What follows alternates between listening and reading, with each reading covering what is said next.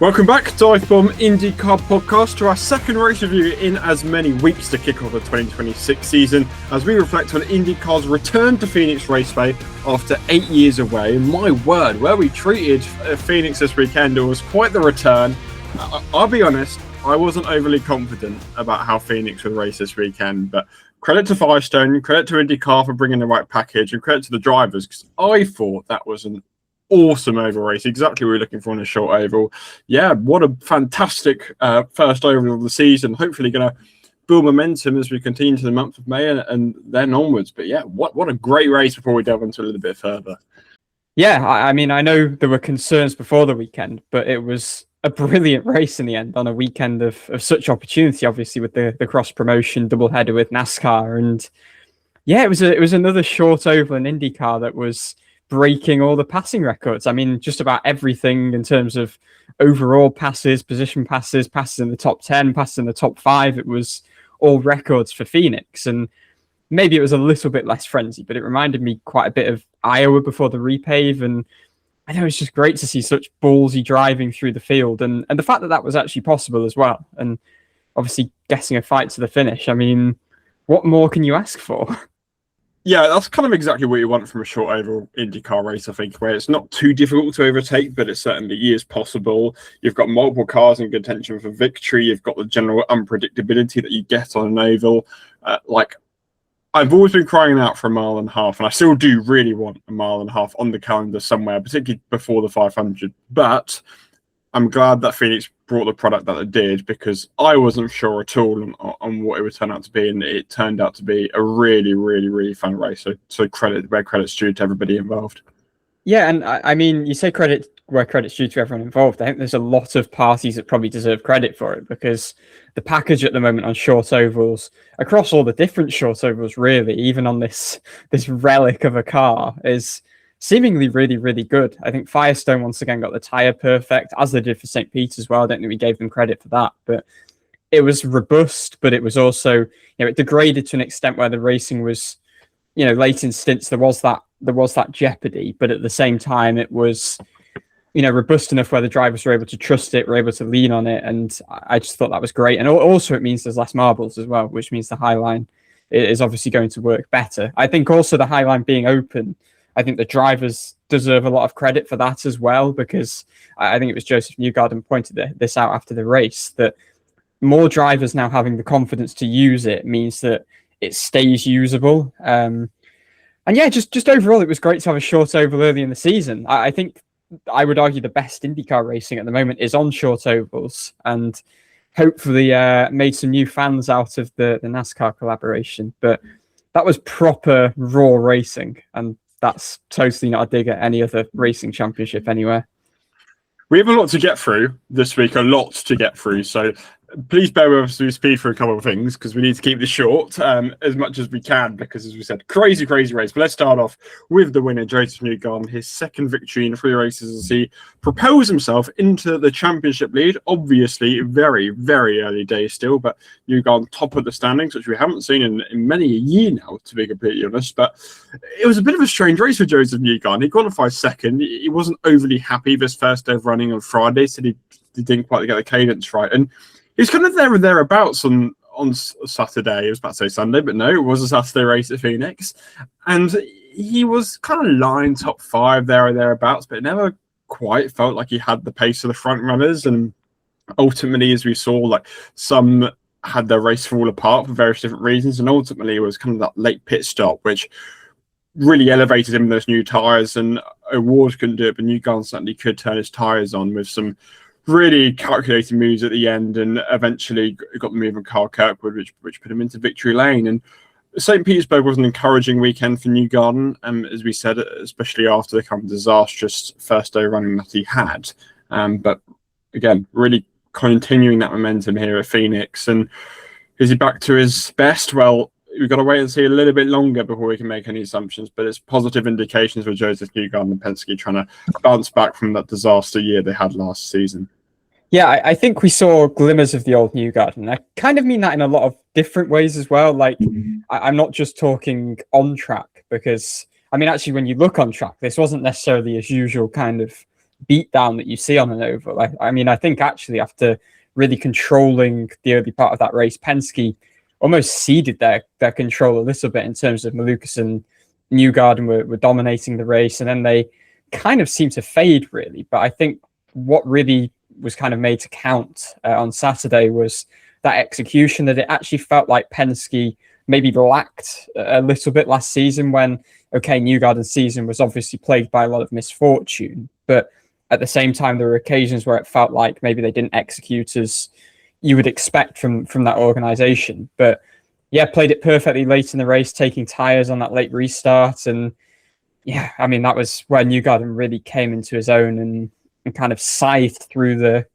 guess it was the top, especially the top five really in the last 15 laps, and actually comfortably won in the end, which was, I don't think you could have really seen that coming even with 15 laps to go. He wasn't really making the inroads, but yeah, decisive. But yeah, the point I was kind of making is actually it felt like this was the old Newgarden as well in terms of his demeanor too. Like, you know, last year, we've spoken a lot about this, but he was always respectful with the media, but I felt like he was often, you know, very concise in the way he spoke and always just seemed a bit downbeat, which I guess was natural. But I think this weekend he just felt like he was back to his elaborate self. He was speaking a lot and very eloquently. He was smiling.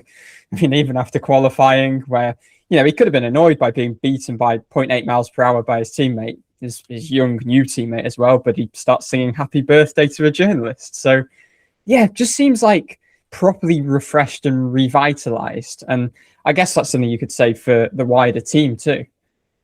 That's a good point. And obviously we hear a lot of off seasons from Newgarden about resetting and recharging, and I'm sure he did the same coming to this off season. Like, compared to other drivers, Newgarden tends to be quite quiet, especially in the off season, with the fact he doesn't seem to do much of social media, doesn't do loads of racing, might do a bit of Daytona testing, etc., but he keeps himself to himself mostly. And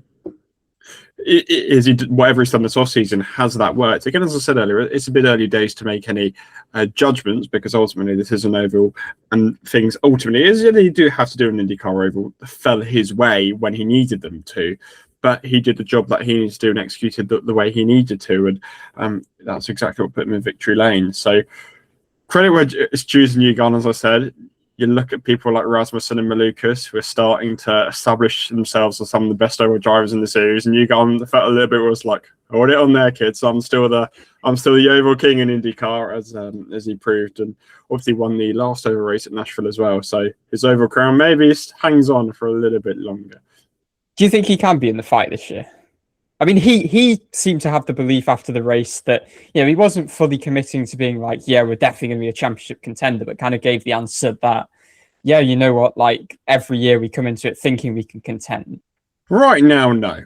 Because right now, someone's still got to beat Alex Palou over the course of a season, and we obviously get on to what happened to Palou a little bit later on, but he doesn't seem to quite have that edge on road and street courses. Yes, he's got the ovals locked down, that's for sure.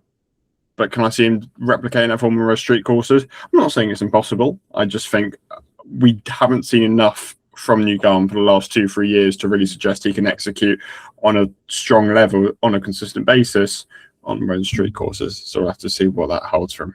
Yeah, I think that would be the key. But he does seem in a very good place, and a better place than I think we've seen for a couple of years while he's been in this kind of rut that we've seen him in.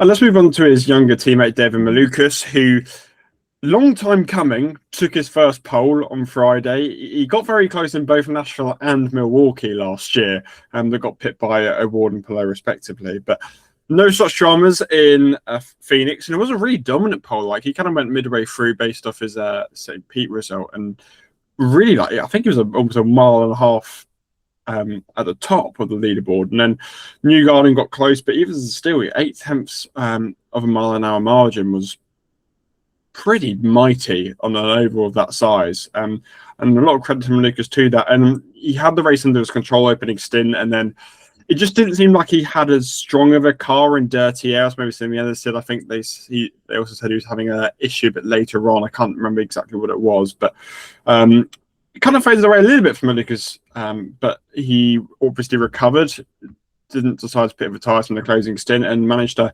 hold his own pretty impressively to finish third in his first podium for Penske. So I think obviously Malukas will be disappointed that he hasn't won. He's still chasing that first career victory, which is starting to feel a little bit overdue at this point. But he started his life at Penske particularly well, and this was a very strong weekend, which I think he can be very pleased with.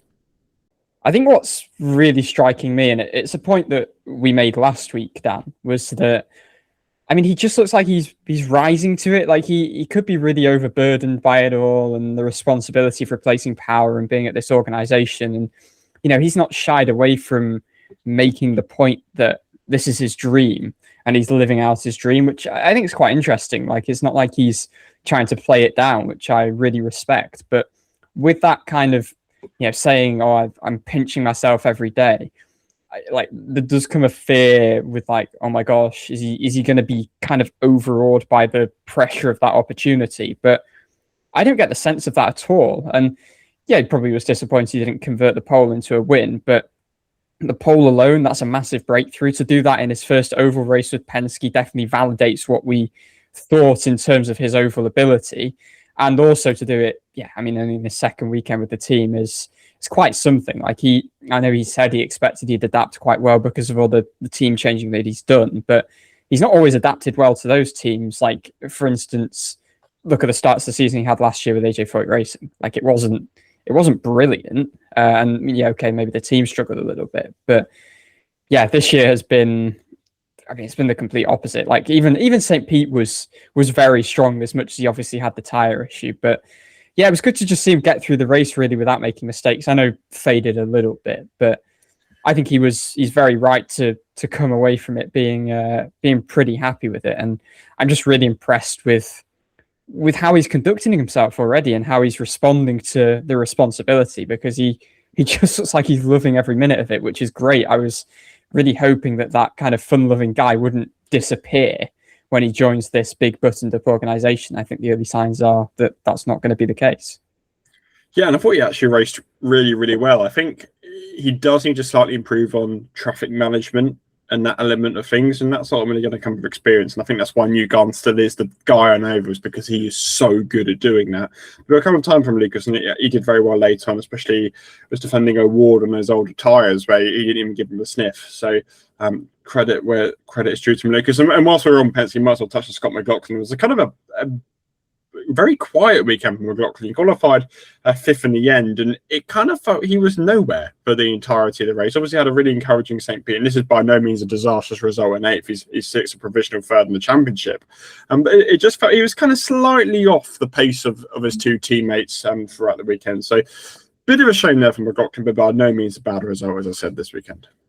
Yeah, it was a strangely kind of anonymous weekend for McLaughlin, really. Like, obviously kind of hit the ground running in St. Pete, and I guess all three Penske guys now have had a kind of statement moment in these opening two rounds, which, I mean, this time last year they were crashing out and having car failures and being hit by Devlin DiFrancesco before the green flag. So yeah, I guess that's a positive. But yeah, it was a steady weekend for McLaughlin. It's just maybe not quite the sort of, I don't know, like just general front running weekend we kind of became used to seeing him have on ovals, I guess, particularly in 24. So yeah, I mean, there's not much to comment on him because it was quite anonymous compared to his teammates, which I don't think is a cause of concern yet, unless it happens again later in the season. Well, we did see it a little bit last year, especially he's actually better towards the back end last year, but felt at times last year he didn't quite have the pace of power and Newgarden. But as you said, it's early days. He was very strong at St. Petersburg. Let's not get carried away.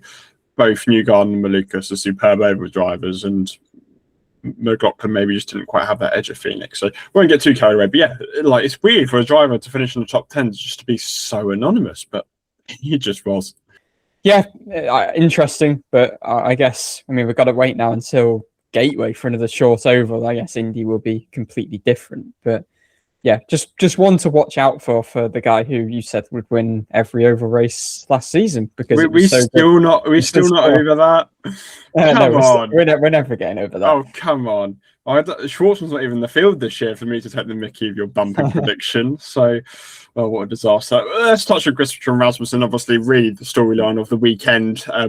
Did exactly what we expect Christian Rasmussen to do on ovals, which is qualify kind of poorly for what you expect, and then just charge through the field in his usual self, not afraid to go for the big overtakes, not afraid to utilize the high line. And ultimately, for a long periods of that race, looked like he was the guy to beat. Every restart, when he got pegged back down, he'd get into the position that he needed to be, and obviously kind of all fell apart late on there when he collided with Will Power on lap 207. I think Power's taken the majority of the blame for that incident in the end. But Rasmussen said he got a bit of damage after that, which was only made worse when he hit the wall very close to the end by himself. So bit of a huge shame for Rasmussen, because it looked like he was the guy to beat. And as I said, it looked like he was going for that victory and didn't quite work out. But just only reaffirming that credentials he has on ovals last year wasn't a one-off flash in the pan season. He generally has that pace, especially when it comes to race day. And he did his usual tactic, never back down and make the big moves when you need to. And it's just incredible. Like, it's just how he uses the high line so differently to everybody else. I don't see like how people don't go, okay, he's doing this, I need to start doing it. Like, he just seems in a league of his own, which I think is the most incredible thing about Rasmussen when we consider oval racing. I mean, they kept saying on the Fox broadcast, didn't they? He's kind of redefining oval racing, which I mean, I don't think that's an outlandish claim, really. Like, as that race was unfolding, like, I was asking myself, like, is this guy the best oval racer in the series right now? And I'm kind of still asking myself that. Like, maybe not the best complete oval driver, but in terms of racer, like, the way he races is incredible. And I mean, yeah, he should have won this race, and it's not his fault that he didn't. And I mean, he needs to figure out qualifying, but I hope he doesn't figure out qualifying. The thing is, because he lost a lot of pace from practice. Like, I think his qualifying run was like 2.5 miles per hour down. And this isn't a one-off. Like, I'm sure at Milwaukee he was near the back. Gateway he was last, wasn't he? Pretty much. So Nashville he was last when he crashed. So, oh, what a shame! It makes it so boring for all of us. Yeah, I hope he just keeps qualifying at the back, because the way he makes his way through the field is, I mean, it's incredible, really. Like, the aggression that he has so consistently, even if he's coming up on traffic, like, he doesn't want to be stuck behind a car, but he just like, okay, yes, I know in Nashville he crashed on the first lap, but generally speaking, he walks that tightrope so impressively. I don't know how he does it. Like, you know, even when he was like, he'd made his way to the front, and then like during the pit cycles, he'd drop back maybe a couple, he'd get undercut, but you'd have no doubt that he'd make those positions back. And I know his competitors voted him the guy they trust least wheel to wheel. I don't know, like, I wonder whether people are slightly intimidated when they come up wheel to wheel with him. Like, they probably are, because they're thinking like, oh crap, this guy's super aggressive, I could end up in the wall. And I think having built that, okay, it might not earn him much respect, but actually it makes people so cautious that he's able to pull these things off as well. And that, I think you saw Dixon kind of stood up to him at one point and defended really well, kind of took the high line away from him. But generally speaking, like, people don't have like an antidote for him. Like, they just can't defend against him. I think there is a little bit of some people do let him go. I think Maluka said this, where he was like, I don't really want to get involved too much, I'm just going to let him go. But obviously not everybody's doing it all the time, and you're right. Like, same, like at the start, he obviously made that charge because he had pitted slightly earlier than everybody else. But even after that, like when he got pegged down, he would, as you said, just find his way back through the field under any circumstances. And yeah, it felt like it was in his hands. And yeah, what a shame. One thing that impresses me most is how impressive he is late in the stints. Like, this guy looks like he's pushing harder than anyone. They had the driver's eye cam on him, which, by the way, is a brilliant decision to have it on him. But you see how fast his hands are working. And yeah, he's still doing all of this, like at the very end of stints, and doesn't seem to have any issues with his tires. And I actually think Malukas made this point. I'd kind of considered it during the race, but I think Malukas said it after the race as well, that even when everyone's struggling and tires are degrading, he just seems like he's on fresh tires all the time. And it's unbelievable. And yeah, in the end, I mean, he was absolutely gutted. And it was so unfortunate that he ended up having that kerfuffle with Power. Like, I do question, like, and I think Marco Andretti tweeted this, like, could he have just been a little bit more patient? Because, you know, he was going to pass Power at some point anyway. But ultimately, I'm not laying the blame on him because he was enough alongside Power that the blame wasn't on him. It was a miscalculation from a guy who's very experienced, albeit having pretty tough time at the start of life with Andretti. I mean, I was absolutely flabbergasted with the fact his car wasn't destroyed after the thud that he actually had against the wall, that he could continue anyway. And I think it was a very Rasmussen thing that he trusted the car enough, despite saying something feels wrong, to just go push all out on the restart anyway. And to be fair, he did a really good job to hold off Kirkwood until like 8 laps to go. Yeah, and then he had his second. Yeah, I didn't actually notice that at the time. Did we actually see that happen? Yes, we did. It was a pretty big hit as well. Yeah,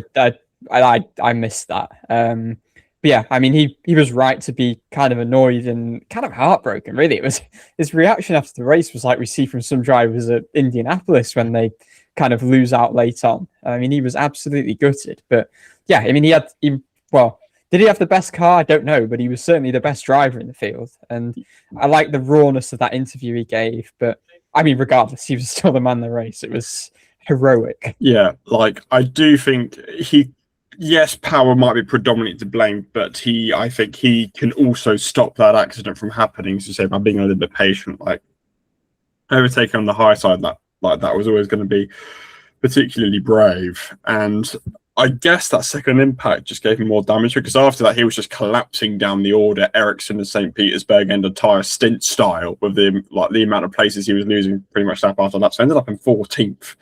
His onboard the last 5 laps or so would be quite interesting to see if it really was that damage which affected him. And it'd be quite interesting to see actually how much the damage was caused by the Power incident and how much of it was caused by the second wall hit. And see that which car cannot have been all right after the first one with the Power thing, because it seemed okay for like a good 25 laps. It did. Like, I mean, I guess it was different. We don't really see him like out front that much, but he was falling under pressure from Kirkwood, which to me suggested that not all was super well, because that car did look really good. I think it was predominantly driver just doing some ridiculous things, but yeah, there must have been some damage, but I still think he could have held on for top 5 if this second wall hit didn't happen. And on Power's side, it was obviously another pretty difficult weekend. Obviously had a crash in qualifying, which sent him to the back alongside Rosenqvist, who had such a big crash in practice that he didn't even make qualifying. And yeah, big crash for Power, obviously his third crash in 2 weekends. And then he was making actually quite good progress throughout the start of the race and kind of had moved himself into the outside the top 10, just on the outskirts. And then he kind of went quiet for a long period of time. Then Andretti, I can't quite figure out how this quite panned out, but had absolutely nailed it on strategy, where suddenly Power and Kirkwood are running 1 and 2. And don't worry, even Kirkwood didn't know. I think he said in the press conference afterwards he was a bit confused what was happening with the strategy, but it was something genius. But yeah, anyway, worked out quite well. And then Power suddenly is in this position to win before that collision with Rasmussen. And to be fair, I think he was quite unfortunate. Like, again, getting that puncture was a bit of a, you don't really see that, especially on an oval. So it was a quite hefty hit to puncture the tyre. So, I mean, that put him multiple laps down, which was, again, a huge shame in the context of things, because even without that, I mean, he was probably on for a podium. But it's a weird way of looking at it, because ultimately Power finished 16th and he had a heavy crash in qualifying. But that said, he was running at the front and probably could have won the race. So obviously there's two minds about it. And is Power looking more for results, or is he looking more for performance? It's difficult to kind of establish that early on at Andretti. But I don't know. I don't really know how to assess the weekend for Power. Like, it was okay, but he made 2 pretty hefty errors. It was a shame to see him in the wall again. I mean, he seemed pretty deflated after that happened in qualifying. And yeah, I guess you're right in some ways. Like, he might be encouraged by the performance. I still don't think he, if it wasn't for strategy, would he have been up there? Not sure. I mean, he had to have the pace, obviously to execute that. But I do think results are important early on, because obviously he's going to look at his championship position, and I don't know what he was targeting before the season. I think it would have been far-fetched to say he should, contend for a title, but I guess he's probably looking top 5 in the championship, and obviously that's still entirely possible. But it's not going to help when he's had a pretty rocky start to life, 3 crashes, 4 incidents in the first 2 weekends if you count the Rasmussen one, and he's on the back foot, very much on the back foot, and I think he's I don't know. I just sense he's not entirely comfortable yet. I mean, he can't be entirely comfortable if he keeps having these incidents. But yeah, I'm not going to be too harsh on him for the incident. Like, it wasn't one of those where you're like, yeah, he did, one driver did something extremely egregious. It probably was his fault. Yeah, I think he said in his Fox interview, I didn't know he was on the outside, which, yeah, does speak to me as though Power's taking responsibility. He apologised to Ed Carpenter, which and maybe like, could his spotter have done something different? I don't know. Like, when you don't know someone's on the outside, you can kind of say, well, what could the spotter have done? That's just theorizing, but yeah, it's just been a rocky start. Like, it's not the start that I really expected. But on a more positive outlook for Andretti, he could run for Kyle Kirkwood, qualifying 11th, which is, again, we said this last week, Kirkwood just seems a bit anonymous in qualifying sometimes, even if he's got a good race car, and obviously did have a good race car. Spawned into that position, he doesn't quite know how, and then obviously was fairly compromised against what he could do to defend from Newgarden for the race victory in the end. But again, we say it's important for championships in the long run. If you're going to contend for a championship, you need days like that where you don't have the pace but bring home a podium, and that's exactly what he's looking for. And that's kind of the reliability we're really getting from Kirkwood now. And it felt like a bit like his Gateway victory, where it didn't really seem like he had loads of pace. I mean, he admitted he only won that because the Penske's dropped out like flies. But this is the result that he needed in a good day. Yeah, I mean, he said he feels like his car was a lot better than Gateway, which I guess is encouraging because, I mean, when you look at the back end of last season, the short over races post Gateway were pretty dismal, really. Like, he obviously had the crash in Highline practice when he was fourth at Iowa, as we always remember. Oh, I'm gutted. I forgot to check where he was in Highline practice this weekend. I was going to make a big show and a dance about it, but I don't know, wherever he was, it worked because he finishes second. But yeah, good day. Like, this is the sort of like championship Kirkwood that we had early last season, where we thought maybe he could put up a fight to Palou. So yeah, credit to him. And I guess we may as well just finish off on Andretti and say that, unfortunately, Marcus Ericsson, this was a day that was very, very reminiscent of last season. You could just say it's the modern Marcus Ericsson day.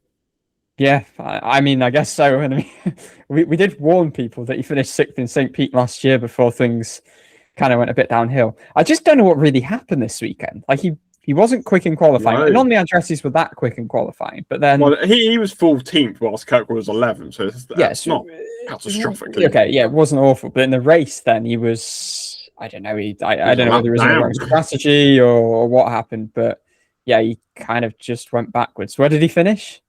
He finished 17th a lap down the end. Yeah, I mean, that's like the sort of thing we saw last year. So no more of that. Let's just put it that way. Yeah, but do you really think he's gonna have no more weekends like that this year? Arlington's key. I said this last week that maybe, don't read too much into Phoenix just because short overs were a little bit of a struggle for the team last year.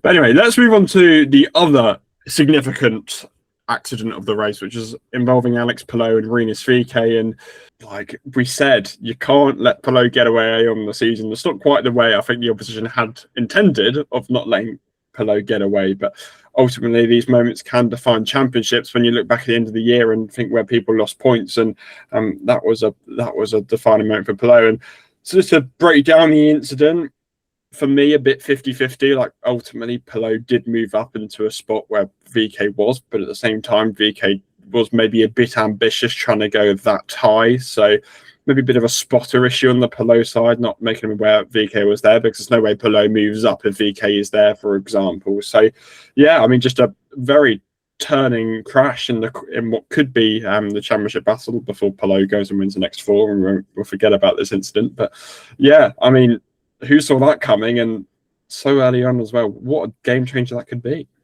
It was a tough one to call out. You say VeeKay was there. I'm not sure he was there. Like, I mean, he was alongside. I'm not sure he was that alongside. Well, I think he was about as alongside as Rasmussen was alongside Power. I think Rasmussen was possibly a bit more alongside, but I think it was quite 50-50. Like, I think Palou, to be fair, he wasn't annoyed at VeeKay, which I guess says a lot about the incident. I also don't think VeeKay can be that annoyed with Palou. I think it was just one of those racing deals that can happen on an oval, because at the end of the day, Palou was just getting back online, and maybe it was another thing where, you know, the spotter could have, you know, pre-warned him that VK was going to be there as he was moving back up the track. But at the end of the day, everything happens so quickly on an oval. I mean, I guess like focusing on the wider picture. I mean, this was Palou's 100th start, by the way. So I was kind of sad, really, that given all he's done in the first 99 races, that's how he crowns it. And you know, it hadn't been the easiest weekend. Like, I'm not sure he qualified 10th last year, to be honest. I think his worst start last year might have been 8th, if I recall correctly. So you might want to check that, but I'm pretty sure that qualifying. I think qualifying 10th is worse than anything he did last season. But yeah, I mean, the aggression he showed early in the race, I mean, it wasn't particularly Palou-like, really. I thought he was like more aggressive than I've ever seen him, properly working the high line. But obviously it was still calculated. But yeah, having that incident certainly opens things up in the championship. However, I don't think he's going to panic, because he is only 19 points behind Newgarden. With 16 races left. Yeah, exactly. But, you know, last year he obviously started the season with those 5 wins and the second place in the race that he didn't win in those first 6. So, I mean, the field is certainly closer, which is going to be a sigh of relief. But it just means that he's not getting away so early on the championship picture, like I think was what ultimately sealed it for him so early last year. And yeah, because it was a hammer blow, him getting away that early. And I think it's a bit demotivating for the rest of the field when there is such a big gap. At least if he's within 20 or 30 points all the time, it's okay. Well, it takes one weekend to turn it around. It's been too long, but I actually think it was actually a very encouraging weekend for JHR until that point. VK qualifying 8th, running in the top 5. I think Robert his best ever qualifying position in 12th before he fell back late on. So I think VK said they could surprise him there was a little bit this year in Content Day, and look, all the results weren't there by any stretch of the imagination. Decent form show, at least in qualifying. Obviously 500 is very different, catching the fish coming up, but I think some positives to take from Henkel's perspective. And they were really good at the 500 last year as well, with Daly, obviously. From the Rob side, I mean, he was a roadblock a few times early in the race. Unfortunately, he just kind of didn't seem to have the race pace, which was unfortunate. And yeah, I mean, finished 4 laps down. What happened? Yeah, he got a penalty apparently for failure to follow the direction of IndyCar, but that was only a drive, because that doesn't lose you 4 laps. But yeah, I'm not sure. But yeah, I don't know. There were times where he'd look quick, probably when he was on fresh tyres, and then there were other times where it seemed like cars were queuing up behind him. So I mean, he was a bit of a cork in the bottle, wasn't he, in the first couple of laps? So, but at least he's quite the qualifying's encouraging, at least I guess you say. But look, one team who improved on short overs to another, Rahal Letman Lanigan Racing, really seemed to take it up a step this weekend. We've obviously spoken to Louis Foster quite a bit, and Gavin Ward was obviously brought in as a huge impetus to improve their short over performance. And the first test of that was certainly encouraging. Obviously, Rahal qualifying in 3rd, Mick Schumacher qualifying in 4th in his oval debut. Schumacher obviously fell a little bit behind the race, and we saw Louis Foster have a crash in turn 4. But Rahal finishing in the top 10, that would have been absolutely unimaginable on an oval last year. So absolute trends in the right direction there for RLL. So kudos there. They're making the improvements that they've so hardly worked for the last 24 months after Graham's disaster cars every single short over, where it felt like he was the moving roadblock. Yeah, I mean, Rahal went top early in practice when they were kind of all just doing in-store laps and building up, not when they were doing kind of proper runs.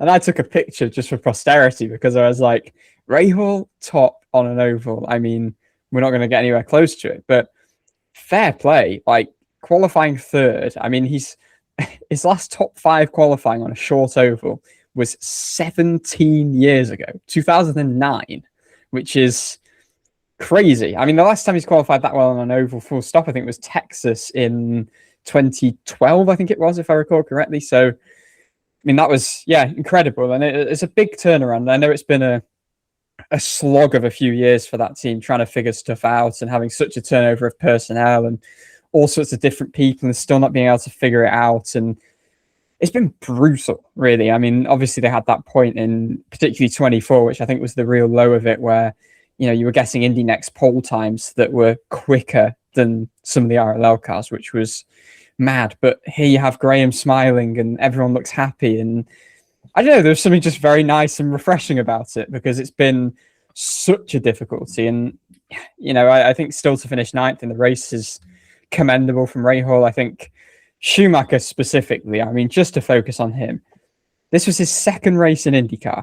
This was his first ever oval race, his first ever oval qualifying session.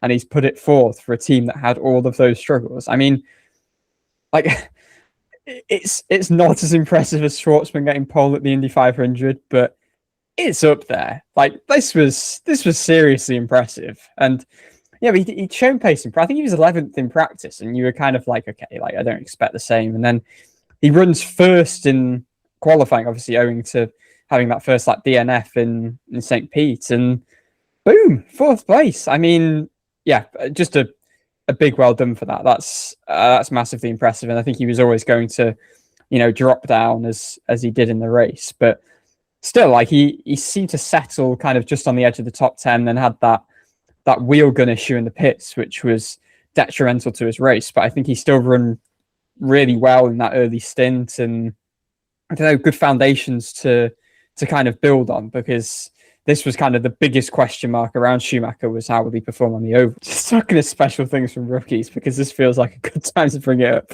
Dennis Hauger's save was one of the weirdest and most wildly ridiculous things I've seen on a racetrack. Like, I mean, I initially, because we were riding on board with Christian Rasmussen when he spun early on, which is and what you falsely accused him. And I thought he'd been hit when I first saw it, but no, Hauger lost it by himself. He'd actually started the race really well. This is his first over race in IndyCar, obviously, but spins around off turn 2, rolls down the whole back stretch backwards, and I can't quite imagine how terrifying that must have been, as he's seeing a good kind of, I don't know where he was at this point, maybe like around the edge of the top 15. So he's seeing probably about 10 cars coming straight at him, which has got to be absolutely petrifying. Well done to everyone for avoiding him. Well, I was absolutely terrified he was going to hit the last car. I couldn't see who it was, but last car was slightly behind everybody else. But it's like Jay Tyler was like, and then, he does. I mean, he was very cool with the little spin turn he did, didn't he? Like, I mean, that was the whole thing was just like absolutely bonkers. I don't think I haven't seen anything like that. It was, but incredible car control to keep it off the wall initially, and then just roll backwards in such a straight line. Rasmussen's aura spun him around, I think. That's why people are so scared of racing side by side with him, because it doesn't even to hit them and they'll still crash out. Okay, let's go with the running order. We might briefly touch on some other people, but as we said, there's a lot to discuss this episode. We've probably been going a long time already, but obviously your podium was Newgarden, Kirkwood, and David Malukas. 4th place was, like St. Petersburg, a quiet top 5 for Pato O'Ward, which, as I said last week, is becoming a little bit of a theme. Like, it was a bit like Milwaukee last year, to us, where he comes into that final stop and you feel like he's got a genuine chance of victory. He just doesn't quite light up the tyres. As I said, like very similar to what we saw in Milwaukee last year. But I mean, it was him and the 5-stand that kept on doing these undercuts, which proved really powerful, which kind of elevated him progressively up the order. So again, I said about Kirkwood, it's about these weekends where maybe we don't have the pace, just trying to really maximise. I mean, O'Ward was quick in qualifying, so he had a monster moment on the second lap where he almost lost it. But again, bigger picture, a pretty strong day, I think, for O'Ward, actually. I mean, it was 2-3 years ago that we criticised O'Ward a lot for having days where, he would, he'd go on those runs of races where he'd kind of just enter a bit of a spiral. I guess that sort of word again. So to now see him, on a bad day, like, because not that this was a bad day as such, but he didn't have the car to compete necessarily with the front runners. Obviously, Newgarden did a much better job on the fresh tyres late on, but to have maybe a slightly subpar day and still be in the top 5, that's what I think we really wanted to see from him, like for those few years when he was still that bit streaky. So I'm confident enough now that sort of thing is just completely out of his system and he's totally matured, and this was a drive, I'd say, that was pretty emblematic of that. 5th place, say it with me, 3, 2, 1. Armstrong ability. New year and it's back. It only took 2 races for it to happen again. Like, that was probably wildly out of sync, by the way, because of the delay on Google Meet. But listeners, I'm sure you enjoyed it. Look, what did you see from Marcus Armstrong during that race? Because I can't recall anything. I couldn't even recall what livery he was in, let alone anything about his race. Yeah, I mean, I didn't see him, to be honest. But I mean, this is exactly what he said in the first 2 rounds that he wanted to do this season, in terms of kind of be, where last year maybe he was finishing 7th and 8th. Instead, he's fighting in the top 5. And he could, as we spoke about last week for St. Pete, he could have easily been on the podium, really, if it wasn't for that little bit of a kerfuffle with Ericsson and outbreaking himself and just falling apart a bit there. But yeah, this weekend was kind of the result that he should have had in St. Pete. And I think if we see more of this, then he's achieving what he set out to kind of achieve, to make that step forward this year, that has compelled me to put him in my prediction for top 5 in the championship. But he's quietly become pretty handy on ovals, I would say. Was it him who went ridiculously long in the first stint? It was. I think he did. Yeah. I think he did. I remembered something about his race. That's the one thing I have in my notes, is that long front stint. I don't know what that means. I don't think I've ever called it a front stint before. I think that must be a typo for first. Long front stint equals key for remainder of race. So that's all I have. It did. I mean, he made 3 stops, and only Kirk was the other person still running who did that. So yeah, it's back. It's back. The Armstrong ability is back. But it's new and improved. It's top 5 now. So that's top 10. Yeah, I feared we saw too much of him in St. Pete, and it was going to be no more. But yeah, the Armstrong top 10. Remember, so that's all right. Yeah. The supercharged Armstrong ability is here. It's like Toronto last year, we saw the entire race and he finished outside the top 10. Remember, as I said last week, it's always the way. So it's in full force. It's improved. Talking of people we didn't really see much of, Alexander Rossi ended up 6th, moved up to 3rd at the start, and obviously his teammate was taking away all the headlines, but he kind of just quietly ran the top 10 the entire race. And again, good result. ECR proving to be pretty handy on ovals across both cars. Yeah, I mean, he translated, obviously he was really quick in the test. That translated to qualifying for him, at least. I know it didn't for Rasmussen. Obviously, Rasmussen's race car was exceptional, and he was exceptional, as we said. But yeah, this was needed for Rossi because St. Pete was pretty dismal. Scott Dixon 7th, another driver who seemed to have a pretty quiet day. I don't really have anything to say about Dixon. I mean, I think he, as always, took the earliest opportunity to pit. Of course, that first caution. But yeah, no, I think there was one point where he actually legitimately cycled to the lead when obviously Rasmussen was stuck behind him, and as I said, probably did the best job of anyone to keep him behind. But yeah, wasn't to be. He didn't quite manage to hold on to that. Countryman Scott McLaughlin 8th ahead of Graham Rahal in 9th. Kevin Simpson brings home another top 10 on oval, so a decent run there for Simpson. I mean, not much to say about it, but a good run. Ferrucci 11th. We haven't quite seen the fireworks from Ferrucci recently on ovals, have we? Something's gone a little bit awry there. Yeah, their cars, I mean, they were slow in qualifying across both cars. I mean, he was 21st, Collette was 23rd, and the only 2 cars behind Collette were the ones who in fact, because Rosenqvist crashed and didn't run, and Power crashed. So they weren't particularly quick. And I mean, there was one point where he ended up in the top 10, and then I don't really know how, and then he just went backwards for Ferrucci dies. So that doesn't quite seem to have the car underneath him on short ovals at the moment.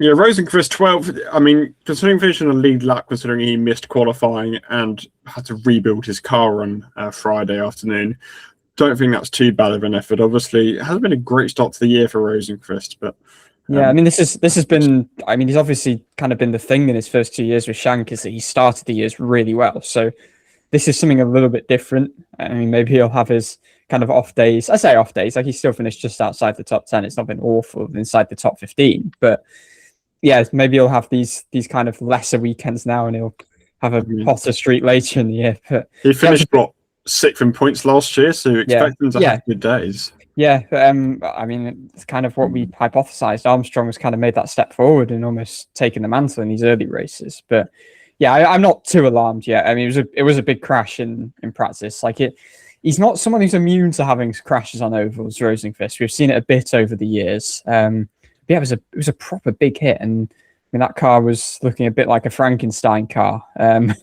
he went out for final practice, but they had the Tom Petty livery back on for the race. So yeah, he was not free falling in the race. He was doing the opposite. Lingard 13th was on the Dixon strategy. Still not quite the movement forward you want to see from Lingard and Ovals. We saw a bit of flashes of it at Milwaukee and Nashville last year, but just not quite the progression that we really want to see heading into year 2. I mean, he was their slowest car in qualifying, so not super. By some distance as well, actually. Rasmussen plummeted down to 14th in the end ahead of Hauge as the last car on lead lap. Then you have Power and Ericsson ahead of Schumacher, all of which you mentioned their problems already. Car Colette was 19th, 2 laps down. Like St. Petersburg, didn't do anything wrong and just doesn't seem to quite have the pace.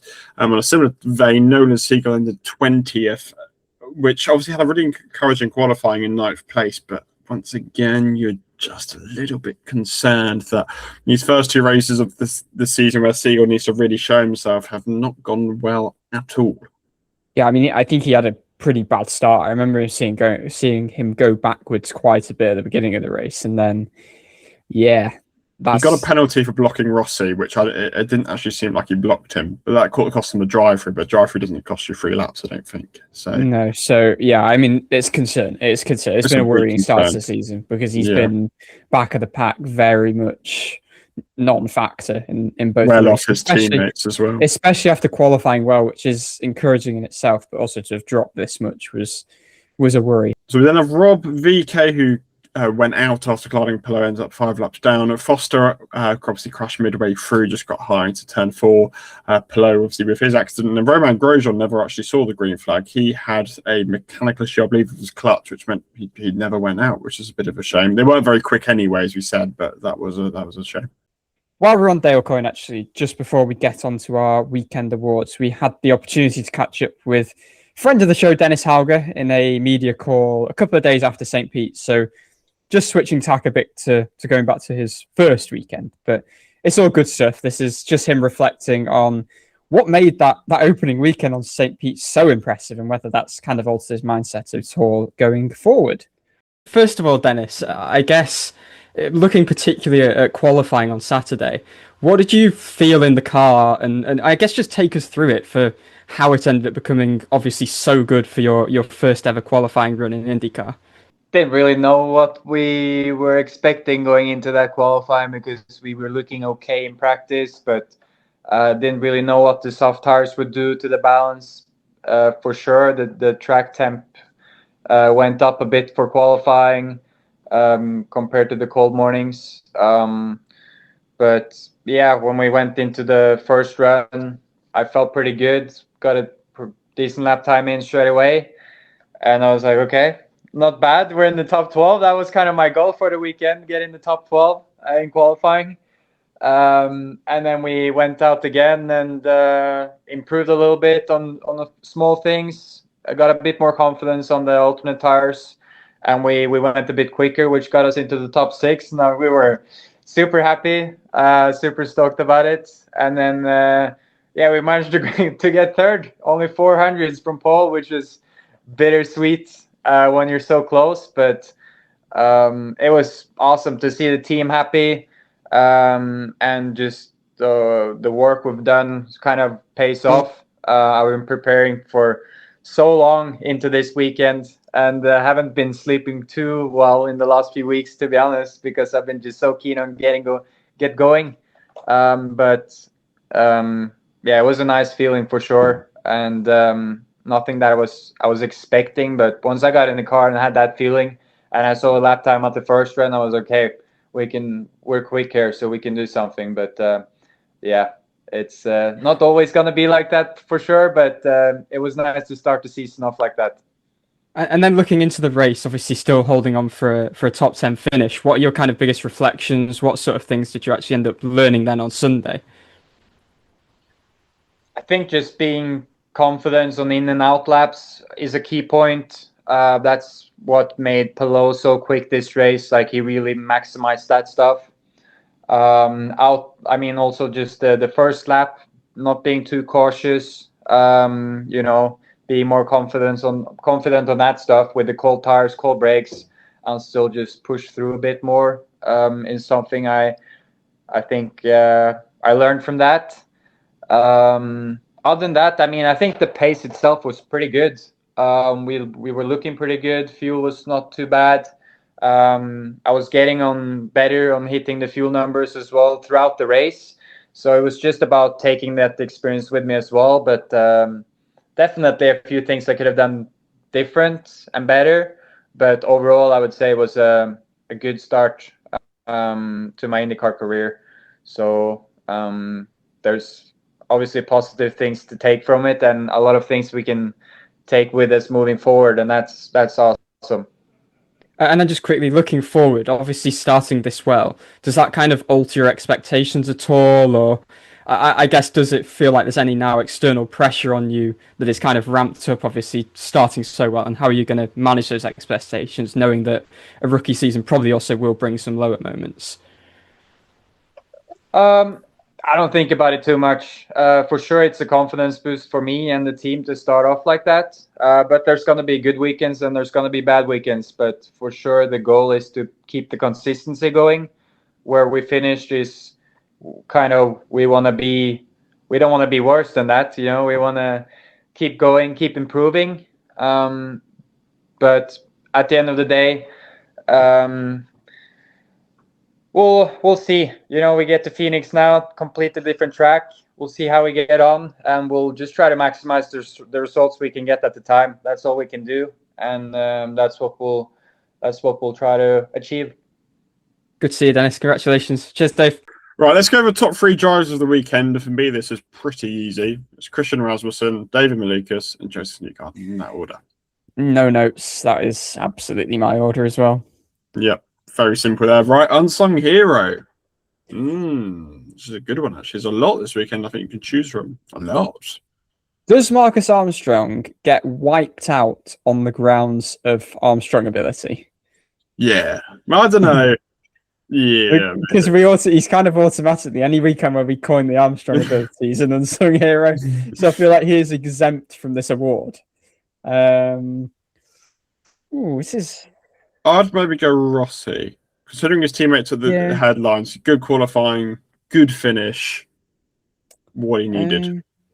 I'd say. I mean, Ray Hall dropping 6 places isn't great. I wouldn't say he's unsung because qualifying was that good. Between Hauger and Simpson, because Simpson finished in the top 10, I'd probably go for him just because of the improvements we're seeing again on ovals. Cool. And let's do some funny moments. I mean, Newgarden singing Happy Birthday in the press conference, as you alluded to earlier, was pretty funny. He made his own karaoke version of it, which is very funny. Personalised. Should we play the clip? If we had the clip, why not? I'll find the clip. Here's the clip of Josef Newgarden singing Happy Birthday to Bruce Martin, who seems to work for everyone. But I think he's predominantly Forbes. So here it is. Do you know it's Bruce's birthday today? Bruce, happy birthday. Should we sing? Happy birthday to... Oh my gosh, we're doing it. Happy birthday to you. Happy birthday, dear Bruce. All the barbecue for you. Happy belated birthday, Bruce, from us on the podcast. And as Joseph said, hopefully Bruce got all of the barbecue. But Bruce is on a diet, isn't he? So... that was you guys said this a content day. Yeah, that was. I don't know. Well, it's his birthday. He could spoil himself with all the barbecue. Go on. What are the funny moments? Well, I was talking to barbecue on the podium because as Good Ranchers as title sponsor, they were giving meat, and it just looked really weird. Malukas just picking up this bit of meat on the podium and eating it. That was good, to be fair. But like Armstrong's vegan, so if he got on the podium, what would he have done? Does he have to partly decline, or does he just become unvegan? That is so IndyCar though. Imagine F1 rocking up to the podium at the British Grand Prix and they're just given huge like rashers of bacon.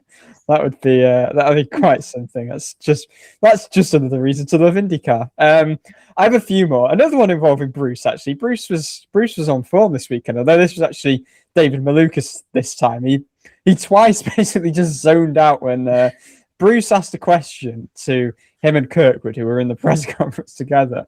And Malukas just completely zoned out. And then Bruce repeated the question, and Malukas forgot to listen for a second time as well, on too much of a high after his first Penske podium. So that was funny. I also think Kirkwood and Malukas ended up being quite an unexpectedly fun duo, to be honest. They, whenever they were asked a question, and for both of them, and one of them answered it, Malukas mostly would just leave it to Kirkwood. And then the funniest moment was when Malukas would say retweet after all of it.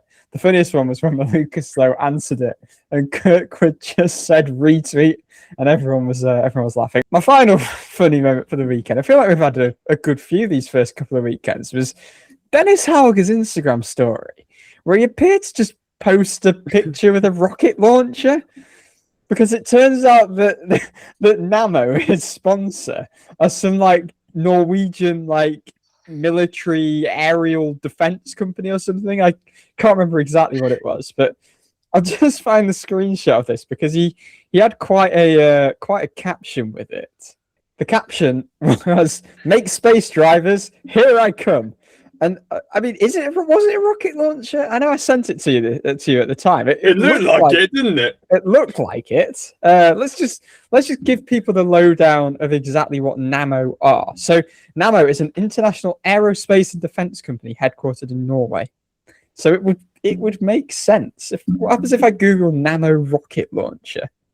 Yeah, Nammo M72 enhanced capacity. That appears to be what Dennis Hauger was holding. The Nammo M72 enhanced capacity combines decades of innovation and Nammo expertise to deliver a world-leading close combat weapon. It's disposable, easy to operate, extremely lightweight and powerful. Doesn't mention rockets, but it kind of looks rockety. I'm trying to find out Highline practice results to see where Kirkwood came, but I don't think they published them. No, I was disappointed. We only got the combined ones through because times really don't matter in Highline practice, which is why it was such a joke. Newgarden and McLaughlin did get disqualified though from Highline practice for not using the Highline. That's always my favourite penalty. And here's Newgarden coming out the press conference and saying the reason why racing's so good is because the drivers are all cooperating and using the Highline. Hypocritical. Traitor to the Highline. What is the funny moment, though? The funny moment.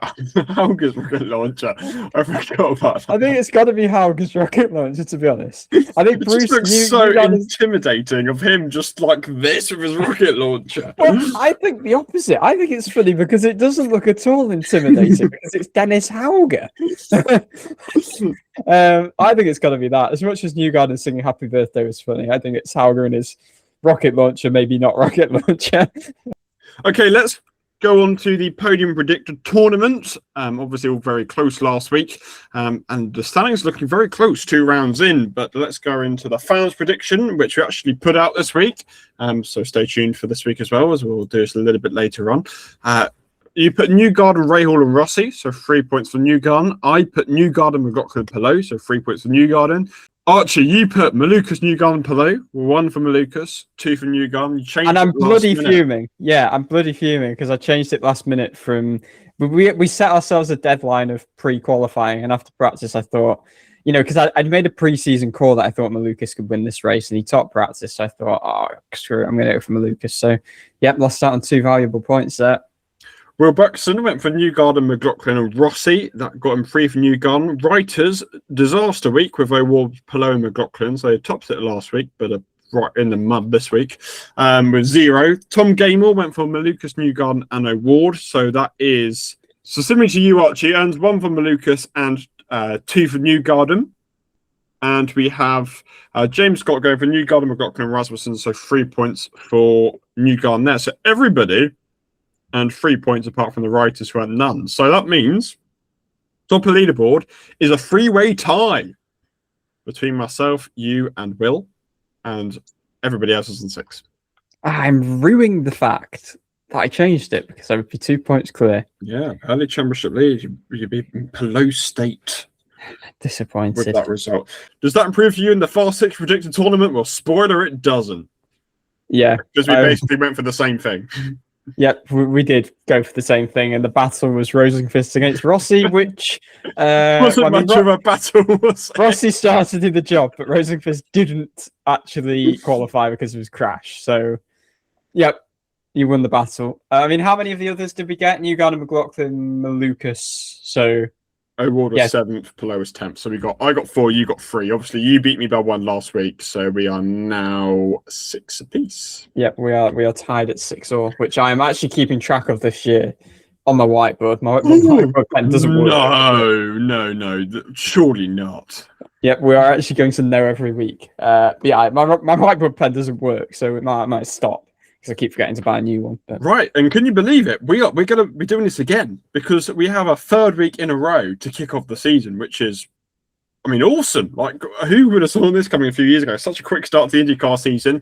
And obviously next week is a brand new race to IndyCar and the Grand Prix of Arlington. Obviously a new marquee event for the series, going outside the Rangers and the Cowboy Stadium, which is absolutely awesome. And new marquee event for IndyCar, expected to really be the biggest race outside the Indianapolis 500. This was a race announced 18 months ago or so. So we've already had a lot of build up to it, a lot of excitement, a lot of work towards the TV side of things as well. So a lot of effort and promotion has been put into this race. And it, as we say, going to be a very, very big marquee event for IndyCar. Obviously, we know pretty much nothing heading into the event based on no history here. I mean, we've barely even seen a truck rendering of what the onboards are going to be like, so we'll find out this weekend. But really looking forward to it. Let's see what IndyCar can do when they're really trying to pull out all the stops for a race outside the Indy 500.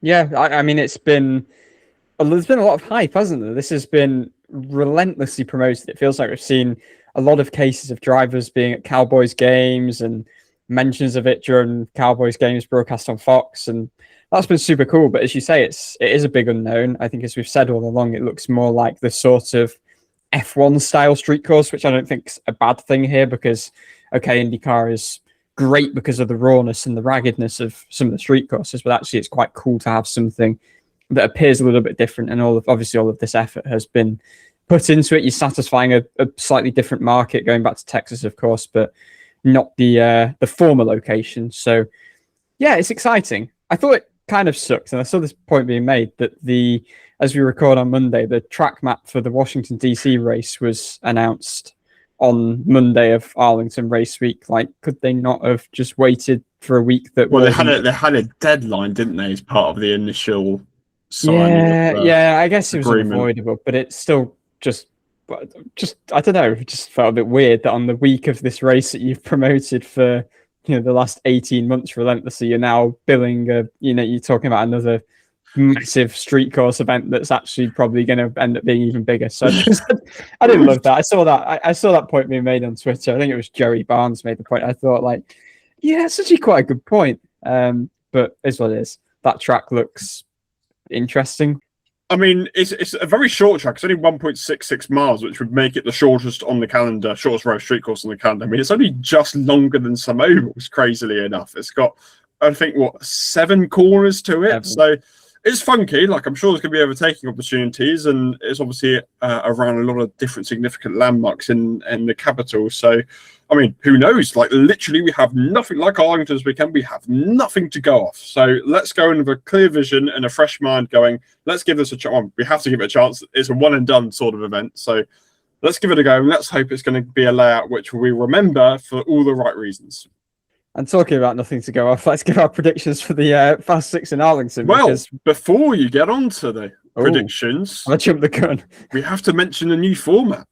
Oh, yes, yeah. Yeah, we've got a new format for qualifying heading to Arlington this weekend, if you haven't caught it already. So what's going to happen is the first 2 phases of qualifying, so the groups and the Fast 12 are going to remain exactly as they are. But IndyCar are going to trial a new system for this weekend in Arlington, where each car is going to go out separately as part of the Fast 6. They're going to get one warm-up lap, and then obviously they get time from the start-finish line. Not start-finish line, they get time from the timing scoring line, then do a lap and then come back in. So you're going to see one car, one run qualifying in Arlington this weekend, which IndyCar are kind of seemingly trialing for the weekend, and then we'll make an assessment for the rest of the year based on how they think it goes.